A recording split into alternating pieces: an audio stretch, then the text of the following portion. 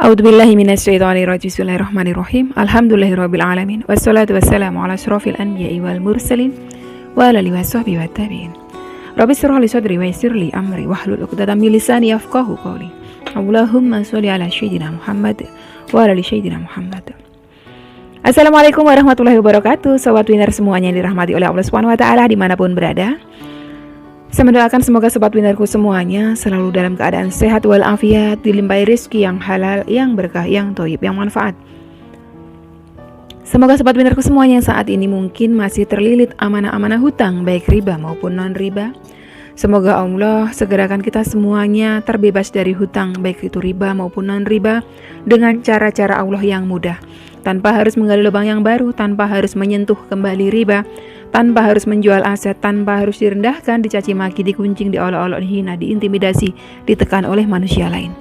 Semoga sobat winnerku semuanya yang saat ini mungkin sedang menghadapi kesulitan-kesulitan hidup, semoga Allah bukakan pintu-pintu kemudahan. Dan untuk sobat winnerku semuanya yang saat ini mungkin sedang bersedih hati, semoga Allah angkat kesedihannya, Allah gantikan dengan kebahagiaan. Buat sobat winnerku semuanya yang saat ini mungkin masih belum memiliki pasangan hidup, semoga Allah segerakan untuk menuju halal bersama dengan jodoh yang terbaik dari sisi Allah Subhanahu wa taala. Dan untuk sobat winnerku semuanya yang saat ini masih belum memiliki putra-putri, semoga Allah karuniakan putra-putri yang soleh-solehah. Untuk sobat winnerku semuanya yang saat ini masih berkutat dalam dosa riba, semoga Allah sentuh hatinya dengan hidayah sehingga mau berhijrah meninggalkan riba untuk selama-lamanya. Dan untuk sobat winnerku semuanya yang saat ini sedang berhijrah, semoga istiqomah hijrahnya. Semoga sobat winnerku semuanya yang saat ini mungkin memiliki hajat seperti saya, ingin berangkat haji maupun umroh, semoga kita semuanya disegerakan Allah untuk bisa sampai ke tanah suci menjalankan ibadah haji maupun umroh. Amin. Amin ya robbal alamin.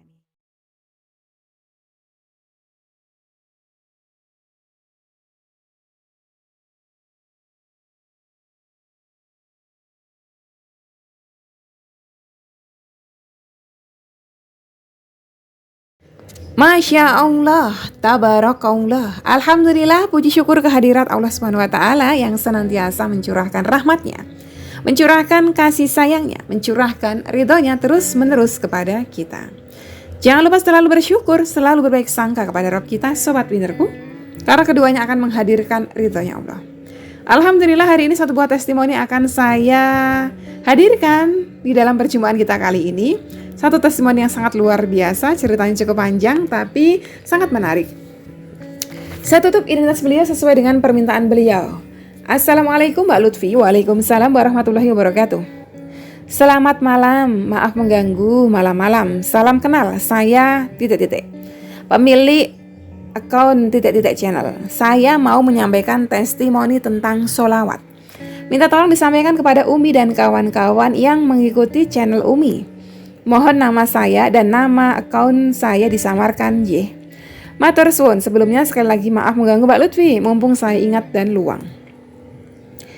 Assalamualaikum Umi. Waalaikumsalam warahmatullahi wabarakatuh. Saya mau menceritakan keajaiban sholawat yang pernah saya alami. Mohon maaf jika ini akan menjadi panjang ceritanya. Gak apa-apa, dengan senang hati ya. Alhamdulillah, saya sudah mengamalkan sholawat sejak lama, hanya saja tidak rutin. Namun, semenjak menemukan channel Umi, saya selalu mengadakan riyadhah. Alhamdulillah, sholawat saya menjadi lebih istiqomah dari sebelumnya. Sebenarnya saya mengikuti riyadhah sholawat ini awalnya cukup bingung mau bermunajat apa, karena sesungguhnya hajat saya jika dihitung cukup banyak. Sampai akhirnya saya teringat suatu kejadian di masa lampau. Saya akhirnya menjadikan riyadhah sholawat yang saya ikuti agar sebagai permintaan saya, agar Allah selalu memeluk saya dalam keadaan apapun diri saya. Masya Allah, intinya selalu diridhoi Allah ya. Tahun 2014 saya mengalami sakit yang cukup berat untuk saya Umi. Sakit saya termasuk komplikasi. Ada sakit kebocoran katup jantung ringan, radang paru-paru dan TBC, serta radang lambung. Saya kerap masuk dan opnam di rumah sakit kala itu. Hanya saja saya merasa ada keajaiban janggal. Saya sering bermimpi hal aneh yang pada intinya ada orang yang ingin mencelakai keluarga saya dan saya. Awalnya saya hanya menganggap itu mimpi dan tetap berhusnuzon. Sampai suatu ketika ada seorang sepuh dan pintar berkata bahwa saya sakit adalah karena ada yang mencelakai saya lewat ilmu hitam atau goib. Abah saya adalah pedagang sembako di pasar Umi, juga merupakan guru mengaji. Saat orang sepuh tersebut berkata bahwa yang mencelakai adalah sesama kawan dagang abah saya karena ada suatu masalah dengan abah saya. Tentu saya kaget karena persis seperti apa yang digambarkan oleh mimpi saya sebelumnya. Lantas orang sepuh tersebut berkata kepada saya, "Gak apa-apa Nduk, serahkan dan pasrahkan sama Allah. Banyak zikir, maafkan orang tersebut dan ikhlaskan. Biar Allah yang mengatur segalanya. Kamu gak perlu memendam dendam dan membalas dendam." Betul. Begitupun abah saya juga berkata kepada saya, "Tidak apa-apa, suatu hal yang harus kamu ingat Nduk. Allah tidak akan pernah terdesak dan didesak oleh siapapun dan apapun sekaligus itu oleh makhluknya. Mintalah perlindungan kepada Allah ya Nduk, percayalah." Dan semenjak saat itu saya mengamalkan sholawat Umi. Saya berdoa seperti ini, "Ya Allah, demi apapun hamba tak pernah ada niat sedikit pun untuk mencelakai atau menzalimi siapapun. Jika memang hamba dicelakai oleh ilmu sihir, maka hamba berlindung kepada Engkau. Hamba mohon kepadamu, karuniakanlah hidayah kepada mereka yang mencelakai hamba, dan ampunilah hamba ya Rabb." Qadarullah Umi, beberapa bulan kemudian selama masa bed rest saya amalkan sholawat walaupun tidak istiqomah. Kadang sehari bisa 100 atau 1000 atau 3000, dan itu pun tidak teratur. Saya dinyatakan sembuh dari sakit paru-paru dan lambung saya. Hanya saja saat itu saya belum diperbolehkan makan sembarangan seperti tidak bisa makan pedas, asam atau kecut dan lain-lain.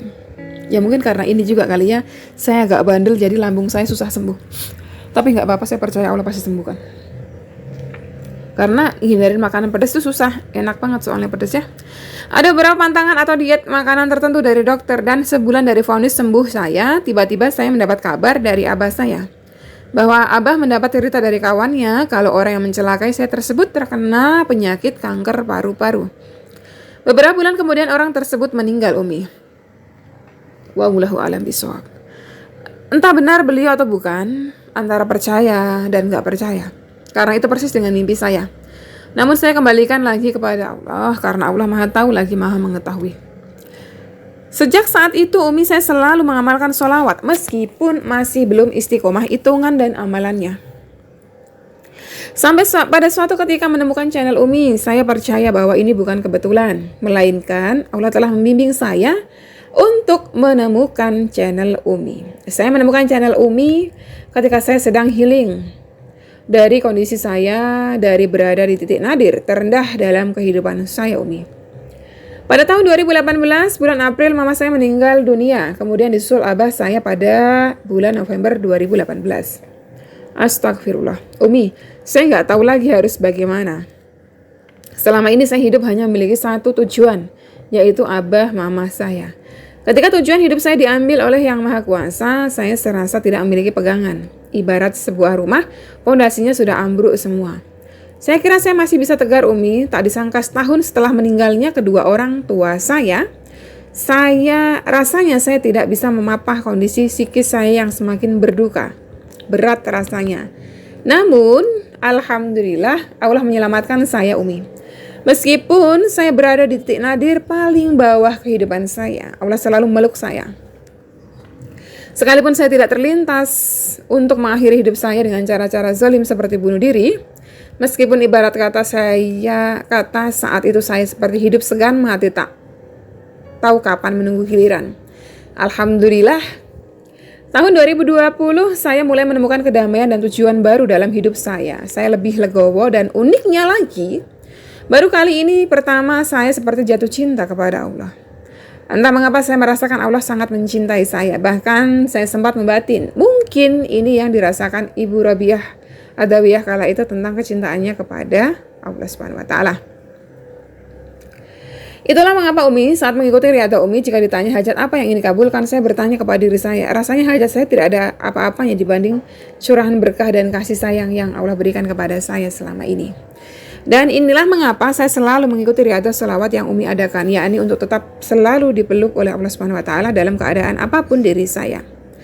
Karena saya sangat butuh Allah. Saya mengikuti riyadhah sejak sesi 2 dan insya Allah semoga yang kelima ini bisa istiqomah. Alhamdulillah.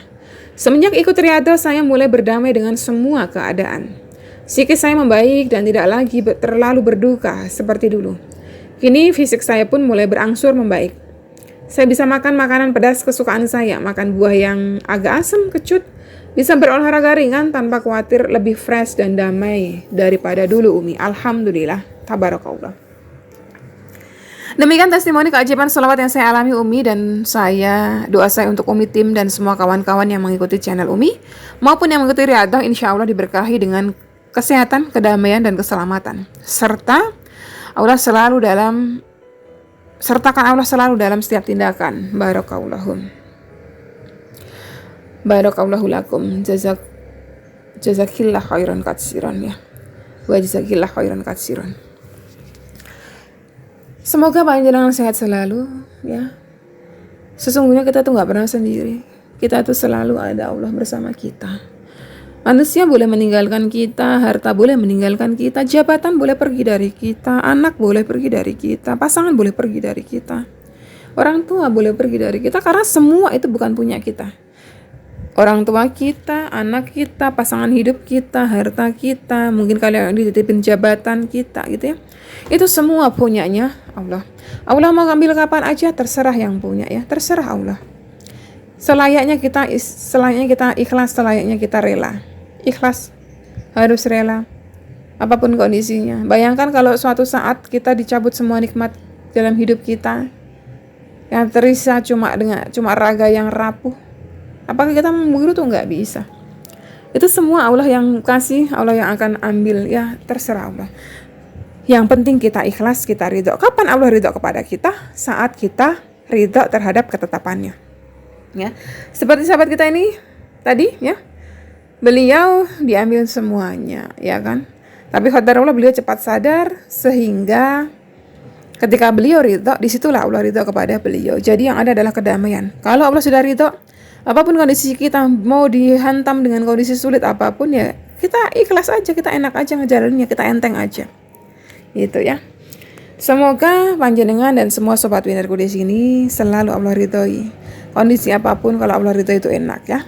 Oke sobat winnerku, sampai di sini dulu video testimoni kali ini. Semoga bermanfaat dan bisa menambah motivasi buat panjenengan semuanya yang mungkin sedang terpuruk. Wassalamualaikum warahmatullahi wabarakatuh.